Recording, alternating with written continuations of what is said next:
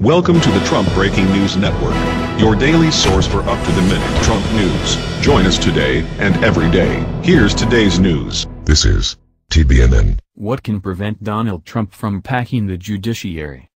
With Neil Gorsuch safely ensconced as the ninth justice on the Supreme Court, Republicans in the Senate are hoping they can work with the Trump administration to fill over 120 vacancies on the lower federal district and appeals courts. With Senate rules now prohibiting the filibuster of all judicial nominees, this means that President Donald Trump's nominees only require a simple majority vote. While Democrats will be procedurally unable to block individual nominees from going through, it is actually possible that Trump may not be able to fill all the 120 slots for several reasons. 1. Senate Democrats cannot stop nominees, but can slow down the process for them getting confirmed. This was something Democrats already did with the Gorsuch nomination. Much to the irritation of the GOP's majority leader, Mitch McConnell, the Gorsuch vote was delayed for several weeks thanks to several procedural hurdles erected by Senate Democrats. Their leader, Chuck Schumer, hasn't said whether he intends to do this for appeals and district court nominations, but there isn't any indication he opposes the idea. The procedural delaying tactics, things such as points of order and motions for unanimous consent, can not only delay individual judges' confirmation votes, they can also delay the entire Senate voting calendar. Depending on how much Democrats want to use them, the more judges Trump nominates, the slower the Senate will move. 2. The dysfunctional behavior of the congressional GOP means that it has to waste an enormous amount of time on other issues. Back when Barack Obama was the president, the congressional Republicans voted on scores of useless defunding measures designed to cripple various aspects of the Affordable Care Act.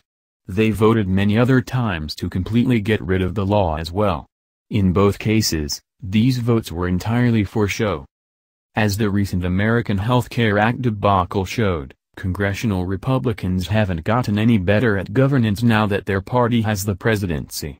From a purely legislative standpoint, the first 100 days of the Trump administration have yielded essentially no major accomplishments. Instead of moving on to other measures, Trump and the congressional GOP are trying again to push an Obamacare repeal through the House while simultaneously trying to pull off massive changes to the tax code. The Senate Republicans haven't had any legislation to formally consider as of yet, but their leadership has still had to play some part in the ongoing negotiations. The more Republicans spin their wheels on healthcare, the less time they'll have to push through Trump's judicial nominees. 3. The Trump administration doesn't appear very concerned with nominating people to government appointments. While the White House was quick to nominate Gorsuch to the Supreme Court, the administration has a poor record on filling high-level federal positions within the bureaucracy, even ones that do not require Senate confirmation. In some measure, this is because the Trump White House itself is dramatically understaffed, in large measure because the president and his team won't hire a Republican who they thought was too critical of Trump during last year's primary battles. But that's not entirely it, however. Because of the conservative movement's fundamental concept of the role of government, it simply does not place as high of a priority on issues that involve the nuts and bolts of governance as it does on highly controversial subjects.